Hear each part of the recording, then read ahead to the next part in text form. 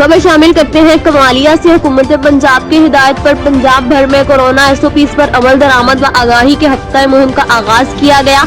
इस सिलसिले में असस्टेंट कमिश्नर व administrator municipal committee Mohammad Irfan Hunjra ने सदर team tiger force Aslan Ansari अपनी टीम के हमरा और पुलिस नौजवानों शहर की मुख्तलिफ मार्केट्स में कोरोना SOPs पर अमल दरामद करवाने के सिलसिले में विजिट किया। दुकानदारों को मास्क पहनने की तंबीह की और आगाही मुहिम के सिलसिले में शहरियों में भी मास्क तकसीम किए गए। रिपोर्ट कर रहे हैं महबूब अहमद।